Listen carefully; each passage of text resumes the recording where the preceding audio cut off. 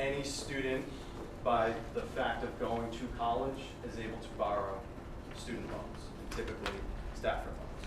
And so no prior credit history is needed, not a steady source of income.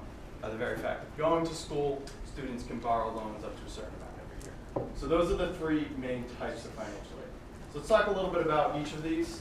Merit-based aid. This is aid that's awarded in recognition of student achievements.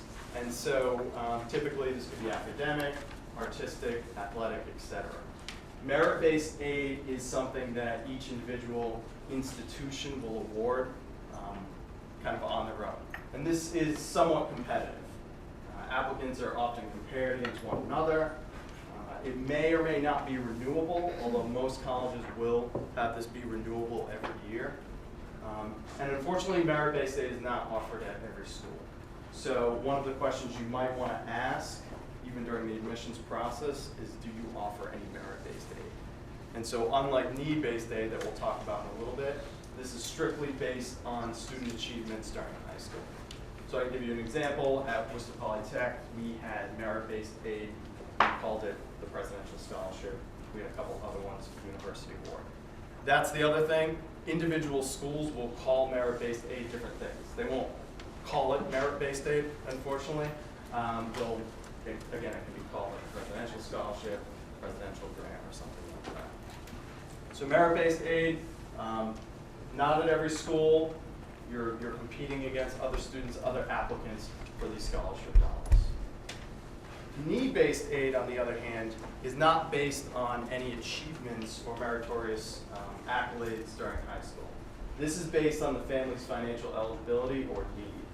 And we'll talk a little bit about how that's determined when we get to the FAFSA, and we're talking a little bit about the expected family contribution. But this is eligibility that is determined by that standardized formula, that expected family contribution, which is that number that's kind of spit out when you complete the FAFSA.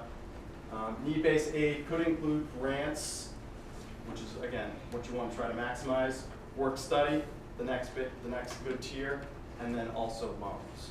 And loans are included in need-based aid because, again, it's part of that financial aid package.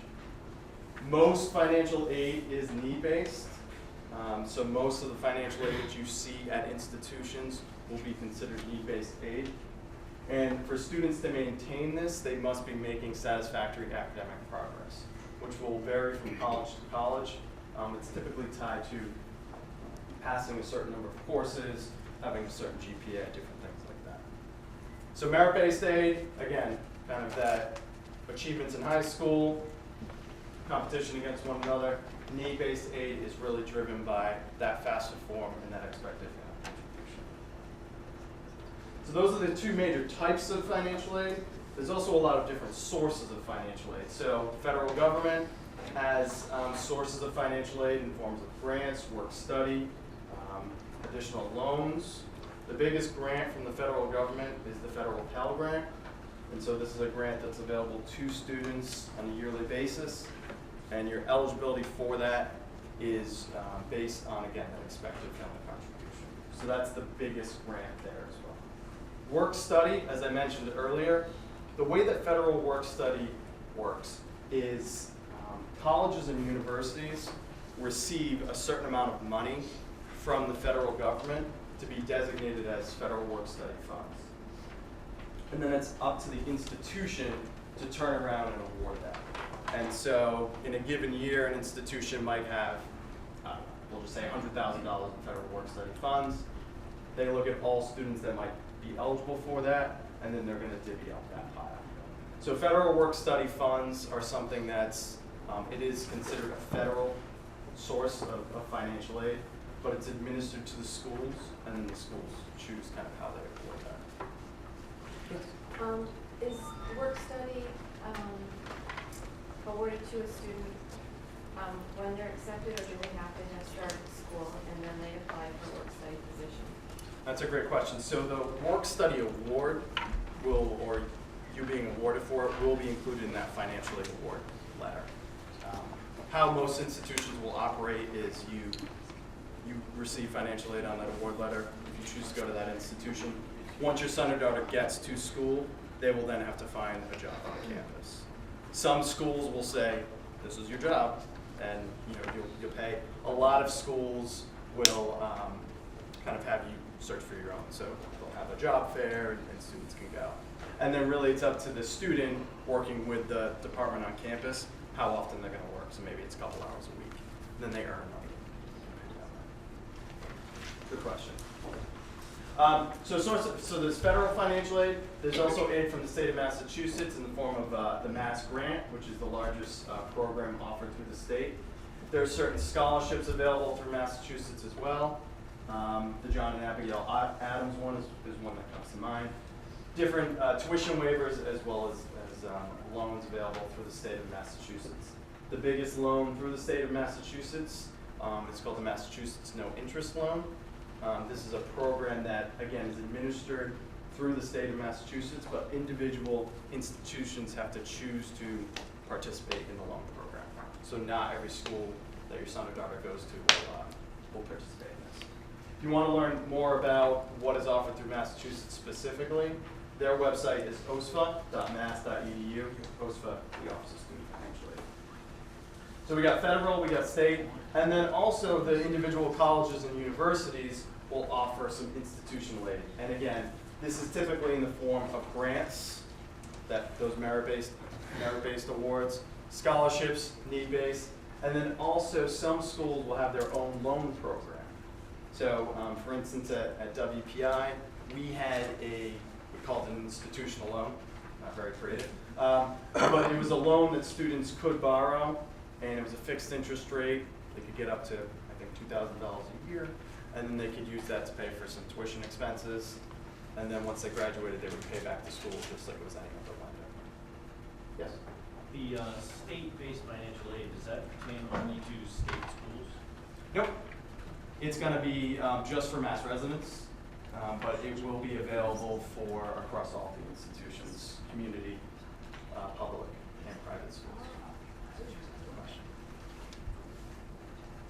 And then finally, our other agencies, and so for any students in the room and parents to encourage your students, outside scholarships. If you take nothing else away from this presentation, which I have to take more than this, but outside scholarships are an important way to help pay for the cost of education.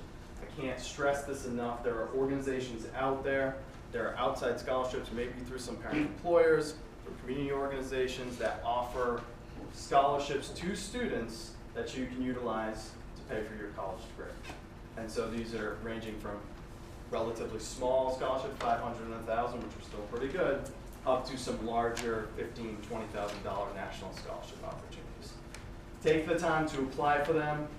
When I typically talk about this to high school students, they're like, hey, I've checked out Fastweb, I've done this, I've done that. And I know that you probably have, but continue to do it. And think about it this way, the time that you spend, if you are able to, you spend 2 hours applying for an outside scholarship and kind of going through that process to get $1,000, that's a pretty good return there.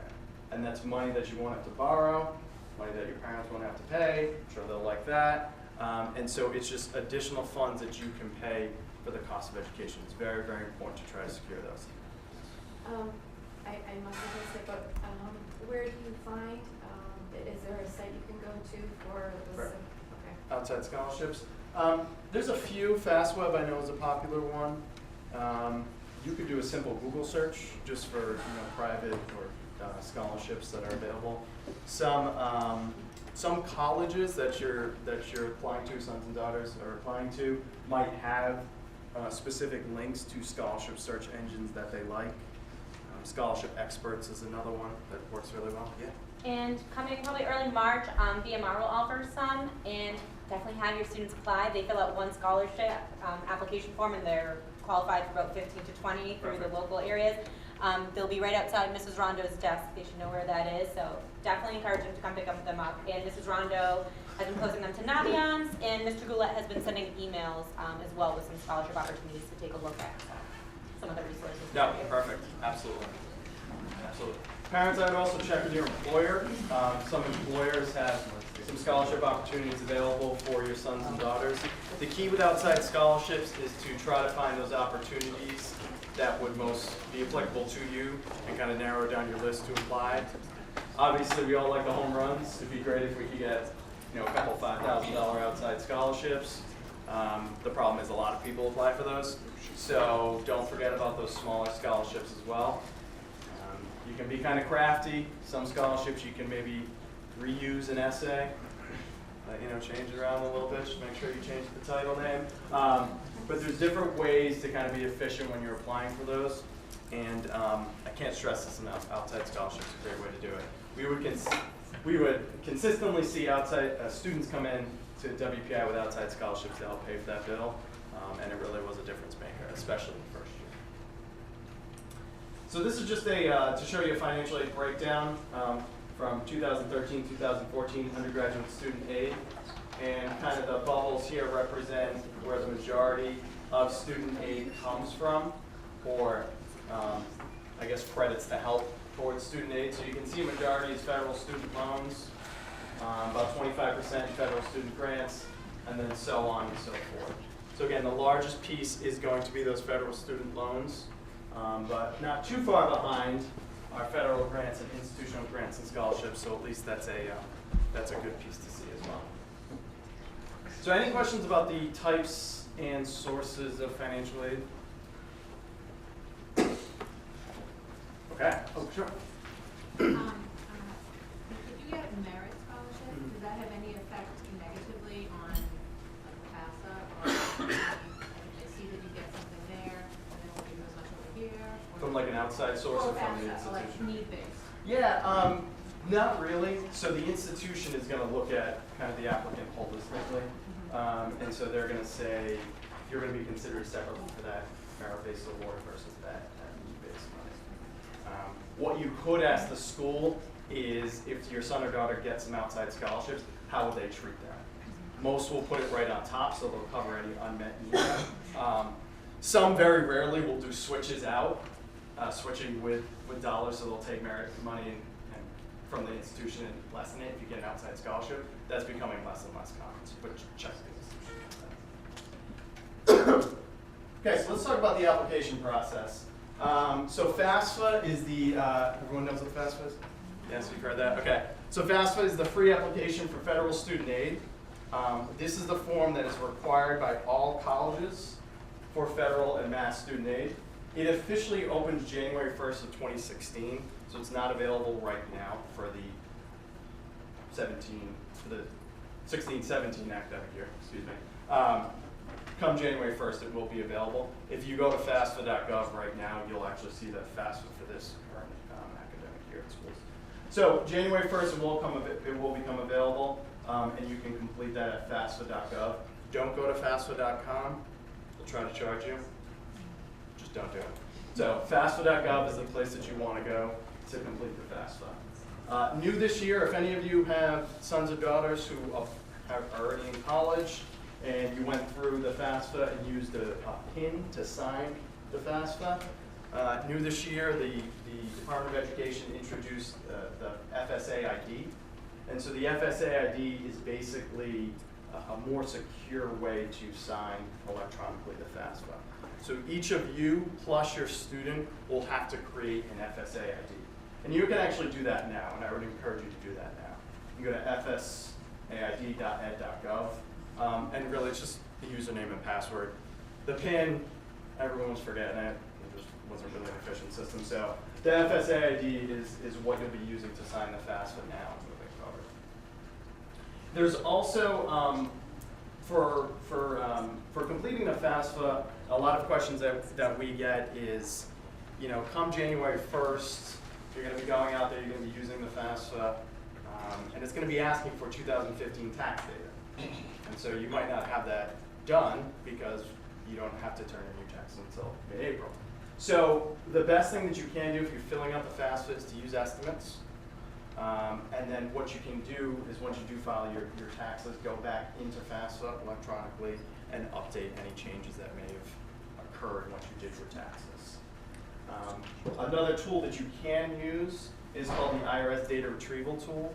And so for those of you who file your taxes electronically and you want to go back in later and update your FAFSA, this tool's been around for some years now. It took about 25 years to get in place, but your IRS tax data will actually communicate with your FAFSA data and sync up. So the most accurate, or the most accurate numbers will actually be in your FAFSA. So the two systems do actually communicate with one another. So just an easy way to kind of have the most accurate information. And again, the FAFSA must be completed every year. I'll tell you this, you'll probably forget it, but you're going to hear tons of talk about this later on. For the 17-18 academic year, the Department of Education is moving to what they're calling prior year. And so the FAFSA will actually be available October 1st of 2016 to be used for 17-18 academic year. And instead of using the base year tax information, you'll be using 2 years back. So for the next 2 years, you're going to be using 2015 tax data. And this makes a lot of sense, right? So you're going to have basically more time, and you're going to have more accurate information to put in the FAFSA moving forward. You're going to hear so much about this later on. Don't worry about it now. But basically what you need to know is that moving forward, you're going to have more accurate information to be able to put in the FAFSA. So it's a good thing. It's going to be a nightmare for the first year, so just be warned. But after that, it'll definitely smooth out. All right, so let's talk about what's on the FAFSA. The colleges where you're applying.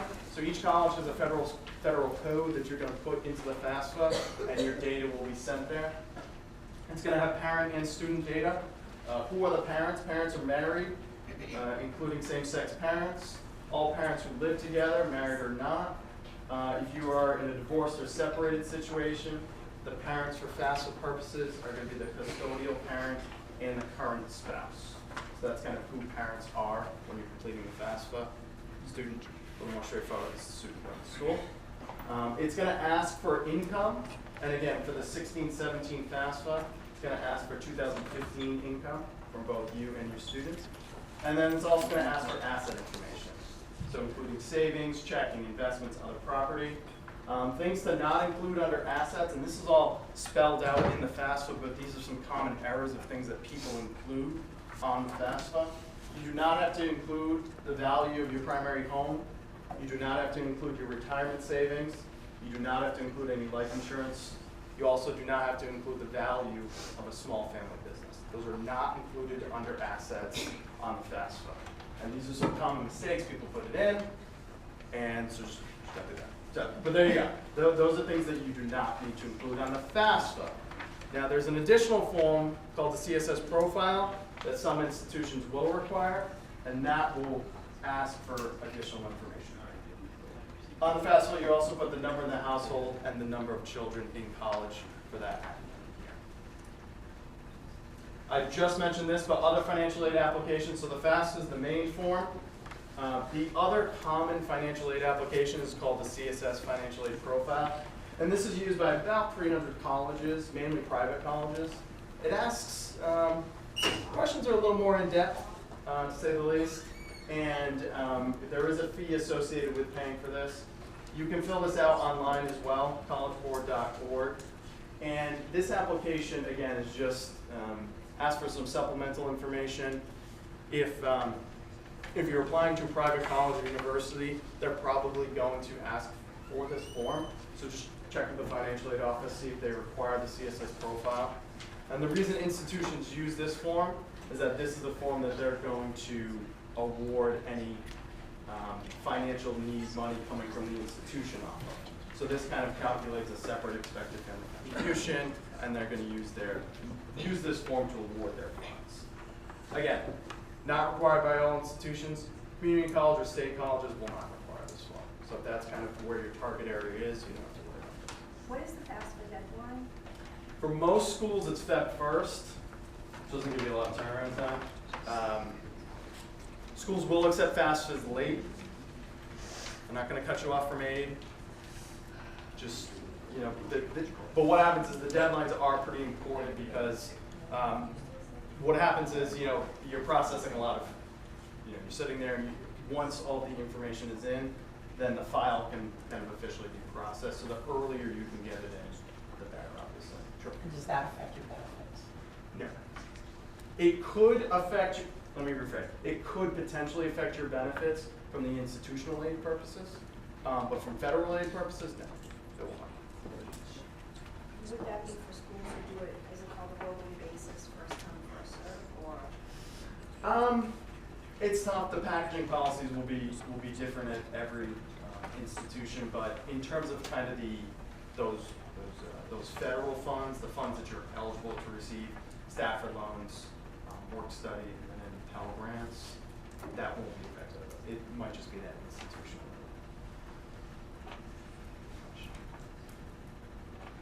All right, and just in the point of financial aid, deadlines are very important, so try to get those in on time. And again, not a lot of turnaround time between, when it goes live until when it's due, but do your best and try to use those estimated numbers for your taxes. All right, so this is what happens kind of after you apply. The colleges and the state of Massachusetts receive your data electronically, and the state receives that to see if you qualify for any potential Mass grants through the state of Massachusetts.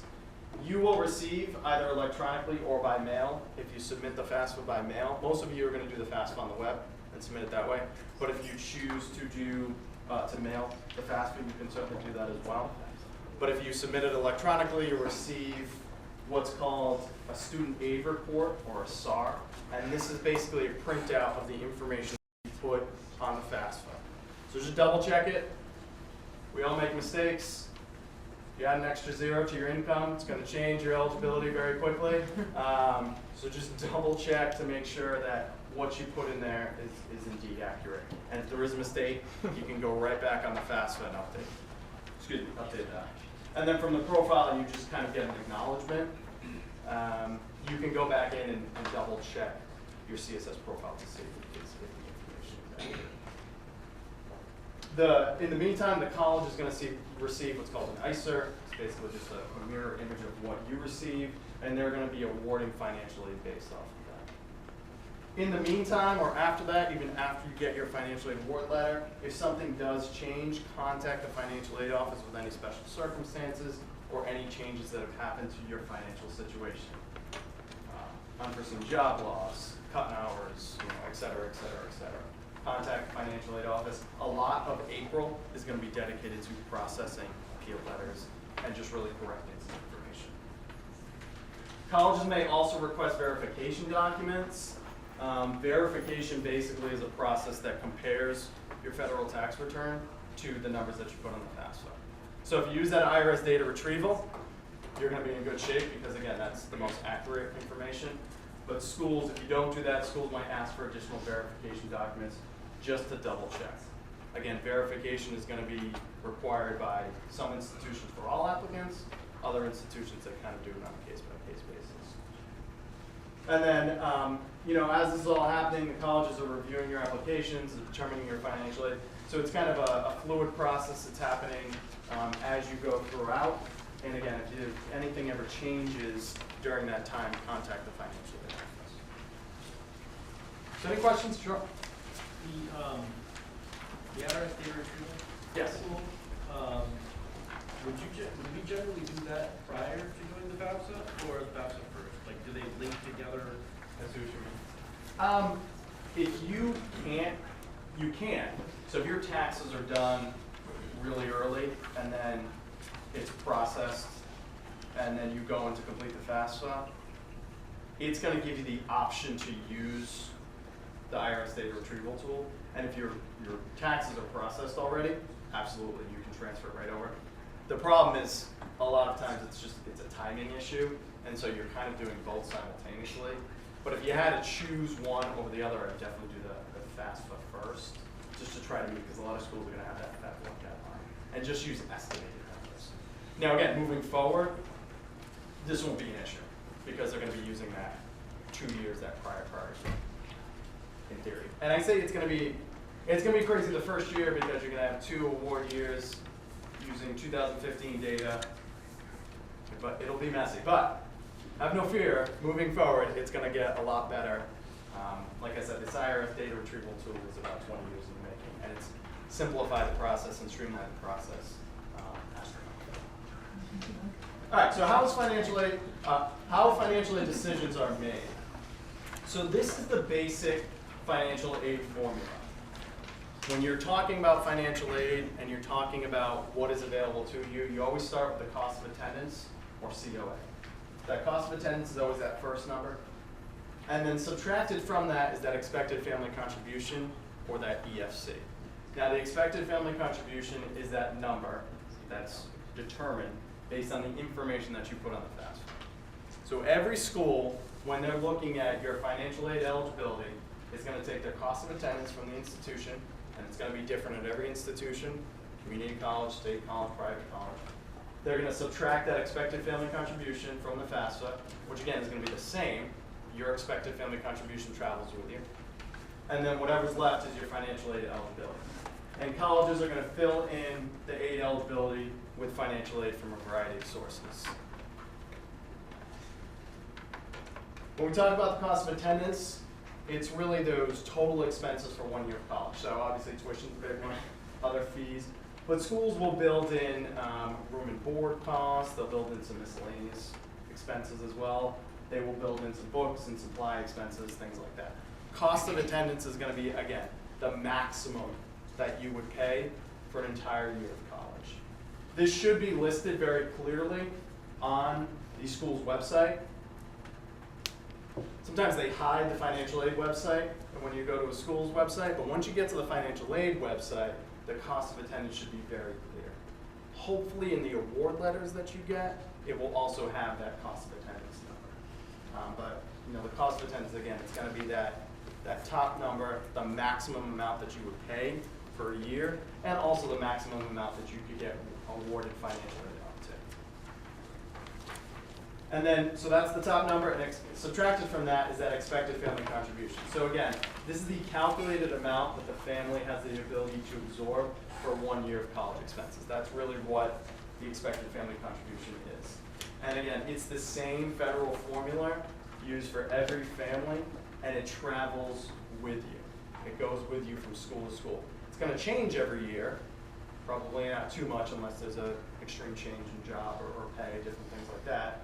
But it is, because you do the FAFSA every year, but it does travel with you from institution to institution. Again, the family has the primary responsibility for paying, and it's very important to remember that the expected family contribution is not necessarily, unfortunately, what the family will pay. So this number is really just used, it's calculated to determine what the family has the ability to absorb for 1 year of college. But many schools, after they award financial aid in that financial need, you know, the difference between the cost of attendance and the expected family contribution, there's still going to be a gap there. And so I'm going to show you what that looks like in a little bit. But essentially in that case, the family is responsible for covering expected family contribution as well as whatever the gap is. Which is why it's so important, again, outside scholarships, because those outside scholarships can go right on top. They can help cover the gap, and they can also help cover the expected family contribution. Again, this is just what your ability to absorb. But if you get, you know, cost of attendance is $30,000, and you get 15 from the school, if you get 15 in outside scholarship, then guess what? Your EFC is actually 0, because you don't have to pay anything for that year. So again, outside scholarships, you can clearly tell it's important to me, but it's the way to go, it's the way to search to help cut those costs. If you want to know, because again, you can't go out to the FAFSA right now, but if you want to have an idea of what your EFC might look like, bigfuture.collegeboard.org, the good calculator. You can also use the FAFSA forecaster by going to FAFSA.gov. So this will ask you for some financial information, give you an idea of what your EFC might look like. In addition to that, all schools are required to have what's called a net price calculator. And so this has been around for about maybe 5 years now. It's an online tool on the institution's website. It's going to ask you some questions about your finances and student academics, and it's going to provide an estimated net college price. So it's going to basically provide you an estimated award letter over what you're looking at. There's some positives and negatives of the net price calculator. Certainly, if you are looking for what you might have to pay and you don't want to wait for that award letter, this can be a tool to use. The problem is a lot of net price calculators are not as in-depth as what the information that's asked for is not as in-depth as the profile or the FAFSA. And so again, it's kind of a quick fix to give you an idea. But what I would say to you is if you use the net price calculator and it comes back that you are gonna have to pay, $30,000 a year, don't let that be a reason for you not to apply. If it's a school that's still in your top tier, don't use that number as a deterrent. In the same respect, if you use the net price calculator and it says that you're gonna get $25,000 scholarship from the institution and you actually only get 10, you can't go in with the net price calculator printout and say, but you told me I was gonna get 25,000. It's unfortunately, it's an okay tool, but it's not really something that can be used for, too much when it comes to really understanding how much you look at. But again, it's something that you could explore and go out to the institution to take advantage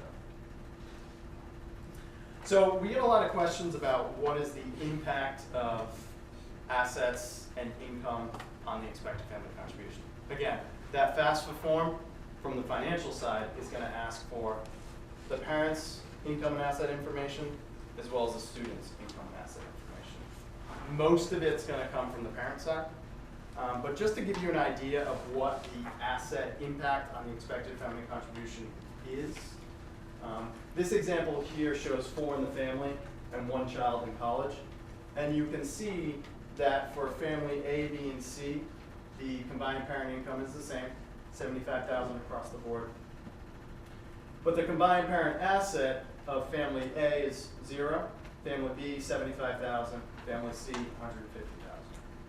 And so when you look at the EFC that's calculated, again, just based on the different asset savings, asset total, the difference in the expected family contribution, while it's higher for some who have more in assets, it's not a dollar for dollar change. People always ask, should I get rid of my assets and spend it all because it's going to, affect the EFC? No, it will, but not by a drastic amount. When the EFC is calculated, there's some allowances built into whatever numbers you put in, and there's some protections built in, and then from after those allowances and protections, a certain percentage is taken from your remaining assets that goes towards the EFC number. So it's not, again, a dollar for dollar switch when it comes to the effect on the expected family contribution. The same is true for income, but as you can see, the income does affect or does impact the EFC a little bit more than assets. So similar situation we have in the last example, except this time for family A, B, and C, we just increase the parent income. And you can see the difference in the expected family contribution. So obviously, between assets and income, the larger impact on the EFC is going to be those families who have a higher income. So the income of the parents really does drive the EFC formula. So another question we always get, well, maybe I should just quit my job. Don't quit your job. It's not, again, not a dollar for dollar swap. And it's also not a trade-off to some other things that you got to pay for. But in all seriousness, it will be more based on what the family is making, but it isn't that dollar for dollar switch that some folks do think.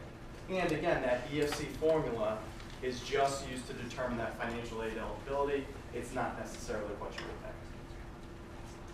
So any questions about the asset or the income impact? Okay. It's also important to remember that, because the EFC travels with you, it's going to be, your financial aid eligibility is going to be different at every institution. And that's simply because the cost of attendance is going to be different at every institution. So what we did here just kind of outlined, again, same EFC, $5,000, travels from school to school, travels with you, whatever school you apply to. But because College A, probably a private school, costs $60,000, College B, $40,000, College C, maybe a less expensive state, College D, potentially a community college, you can see your eligibility is going to vary from school to school. Because again, it's that cost of attendance number that's up top, subtracted from your expected family contribution. So that EFC travels with you, but your aid eligibility from school to school is obviously going to change. And that's why your financial aid award letters are going to look so different. Because depending on how expensive the school is, and their own packaging policies and the money that they have, it's going to look a little bit different. So let's talk about financial aid awarding. This is our barrel. It's a great barrel. It's the financial aid barrel. And what it does is it kind of shows you how aid is awarded and kind of in what order. So we're looking at College B with a cost of attendance of $40,000. Same example, expected family contribution is $5,000. So at the bottom of the barrel, they put in that EFC numbers, put in that expected family contribution of $5,000. Then on top, they add, or schools will add, any eligibility when it comes to scholarships, grants, student loans, and federal work study. So on top of that barrel, after you add the EFC, so again, at this school, your financial aid eligibility would be $35,000 because the cost of attendance minus the EFC of 5 gives you 35. What they're going to award off of that are scholarships, grants, student loans, and federal work study. And then basically what's left up top is the unmet need. And the unmet need, in addition to the expected family contribution, is what the family is responsible for paying. So again, some schools, really great schools that meet full need, it's called meeting full need, will fill up the entire barrel. So that unmet need will not be there. It'll be, you'll have $3,000 more in a grant or $3,000 more in a scholarship.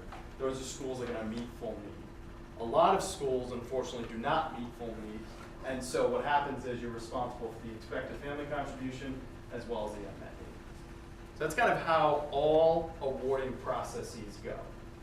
Start with the EFC, you add in all of the other financial aid eligibility between scholarships, grants, student loans, and work study, and then what's left on top of those unmet needs.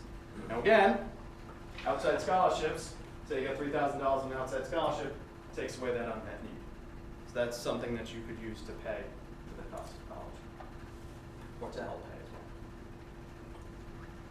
And so not only is it going to vary from institution to institution in terms of your eligibility, but it's also going to vary in the breakdown of the type of financial aid.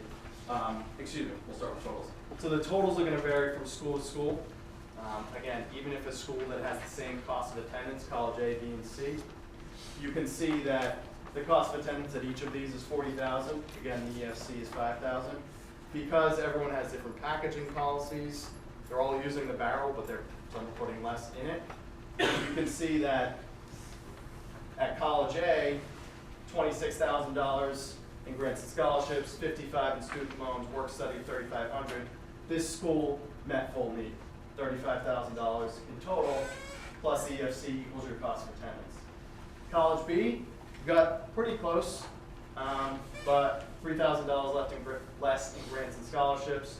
And college C, really not the best choice in terms from a cost perspective, only $18,000 in grants and scholarships. So it shows you that between each schools, even if they have the same cost of attendance, and again, you have the same EFC, the unmet need can vary. So totals can vary in your award letters, as well as types. And so this is, I'd like to show this one as well, because the total for all of these, in terms of the financial aid that was awarded, is $32,000. But as you can see, College A is clearly the better choice, $23,000 in grants and scholarships, versus College C, which actually gave you 0, and packaged in a $26,000 500 parent loan, which is technically considered financial aid. So in this case, it's very important the takeaway here, it's very important to compare all of your award letters and look at not only what is the school offering in terms of total, but also the breakdown. Because again, some schools, depending on the amount of money they have to award, and depending on different packaging policies, will offer more grants and scholarship, others will package in a student loan. It's also very important to know that because schools have these different policies, and because it's going to vary from institution to institution, don't be scared off by the sticker price of the school. So the sticker price, the price that's listed, that cost of attendance, is very rarely what you end up paying, because it is subsidized with grants and scholarships. And in some cases, that expensive private school, once you add in all those grants and scholarships, can actually be less expensive than another school that wasn't able to give you as much. So just don't eliminate any options simply based on sticker price. If it's in your top tier and you want to apply for it, I would say go ahead and do it and see what's offered through the financial aid process, as well as the merit process. All right, so questions about the barrel, one of my favorites, or the different breakdown here. Has anyone received a financial aid award letter yet? Or seen one before? Okay, a few.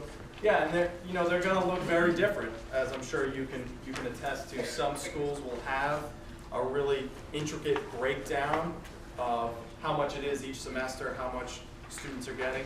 Others, it's going to be a little more, that cost of attendance might not even be listed. So there's going to be different breakdowns from, between each award letter. Other questions about that section? It doesn't hurt to always, I'm sorry, I'm up here. Yeah. Feel free to appeal. Yes. Well, if it's a school you want to go to, I always say, appeal anyway. Absolutely. Because if they throw you $1,000, they throw you $1,000. If they say no, they said no, but you weren't going to get it if you didn't ask. So it doesn't hurt to call the financial aid office, ask what their appeal process is, and go through it. Absolutely. I totally agree. The appeal process, not only in any changes that might happen, but exactly like Peter said, they're not going to take money away. Right. So, if the school in your top tier really want to go there, now, if there's not a huge financial change and you need $15,000 to make it happen, that might not happen. But if an extra couple thousand might push you over the edge to get to that school, absolutely do. Just curious because I've heard through various sources in admissions offices, they're looking for the questions to be coming from the students as opposed to the parents. But in the case of financial aid, in an appeal situation, is the appeal better to come from the parents or the student? Does it make a difference? I would say, personally, I would say the student. Now I know that in some families there's, you're gonna you have your own relationship with money and kind of how that's talked about with your sons or daughters. I would say if at all possible, it should come from the student. Just because I think they're the ones ultimately going to school, making that decision, and going to be responsible for paying back a lot of the loans that they take out. So if possible, come from the student, maybe with some help from the parents as well. If you meet with a financial aid officer and you're having that conversation in their office, definitely both of you should go. Because again, I think it's important to show that interest and to show how an increase in money could really help get me to the school and make this possible. All right. Do they still send out quarterly bills for interest while you're in school? That's a great question. I know they did when I was in school. I don't think it's quarterly, but they send them out. Right. I send them. So it's important if you do get a bill for the interest of your student loan while you're in school to pay it off.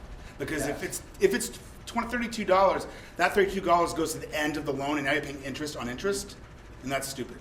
Yeah. So if you get a bill for interest, they trick you. It says amount due $0.00, but it'll say $32 is the interest. Yeah. Pay it. Yeah, any loans that are going to accrue interest while you're enrolled, definitely pay that off if you can. Because like Peter said, it's just going to be added to the end, and it's very much better to graduate with just that principal than interest, which has been compounded for years. So yeah, if you can do that, absolutely. All right, so that was the heavy lifting. Just a couple things to end you with. Paying for college.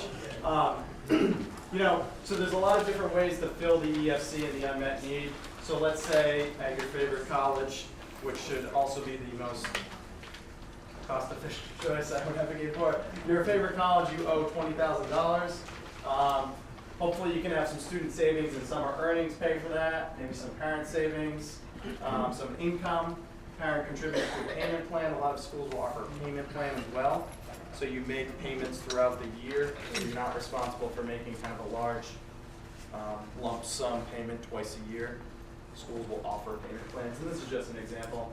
And then, future income, perhaps you have to take out a private education loan to help pay for that, and that gets you to a zero balance. So the The idea here is that whatever your balance due is, that unmet need plus that expected family contribution, it's probably going to be a combination of ways to pay the bill between hopefully some of these, hopefully some other ways.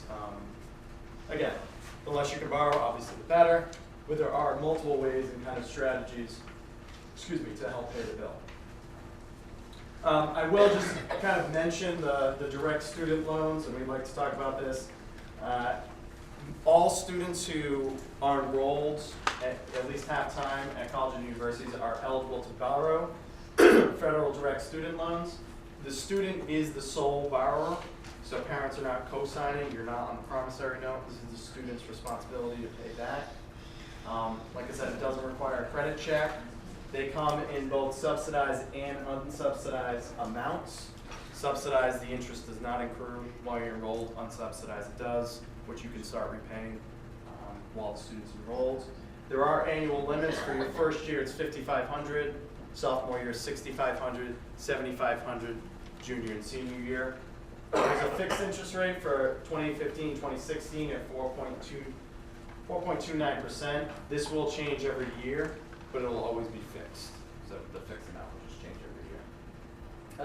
No payments are due while you're enrolled, although you can pay that interest on those student loans.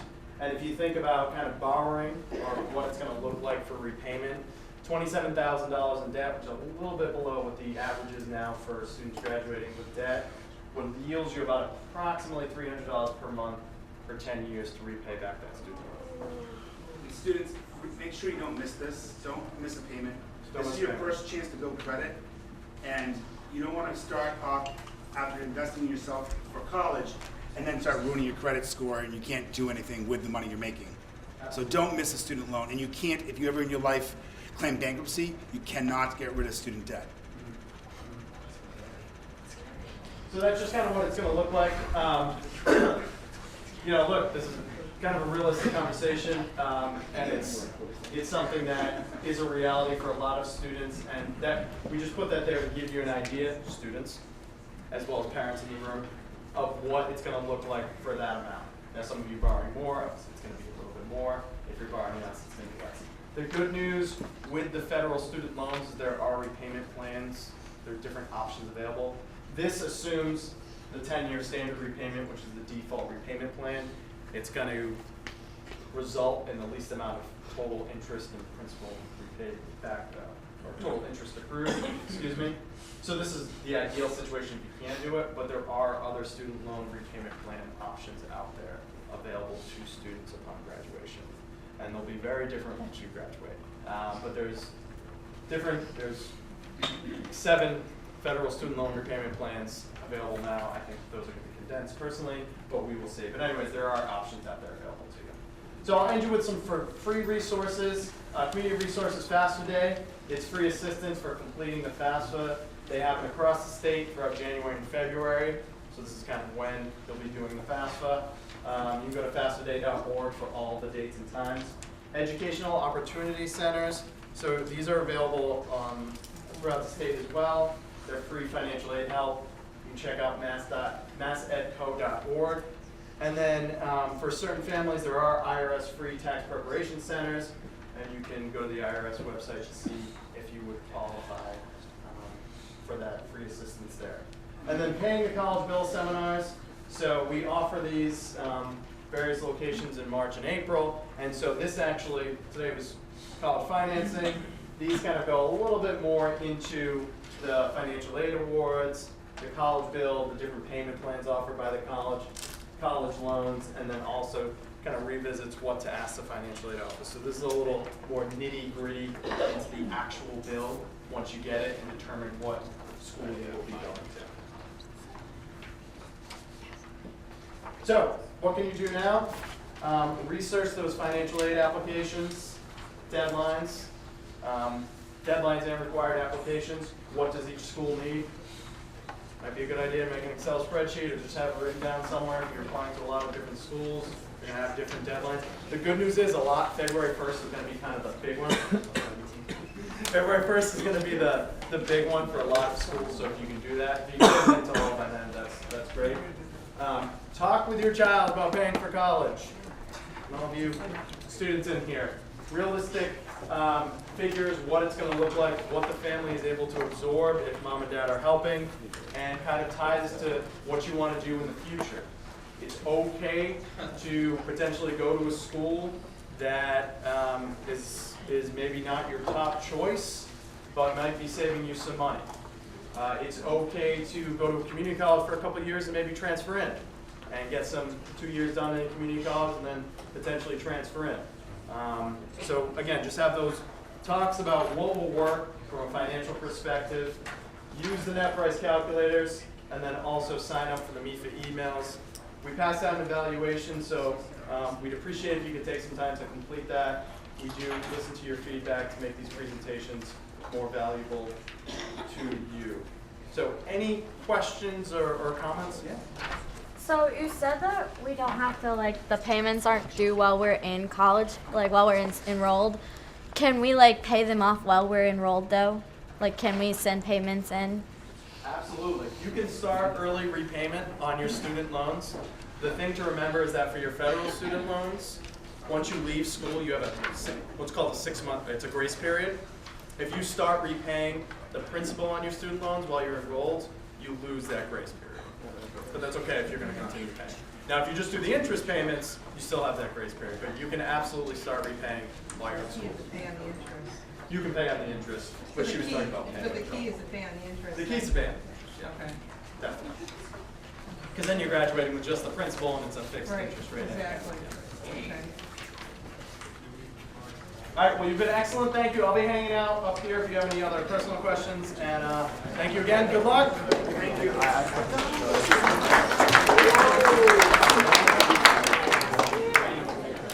Also, I'm actually going to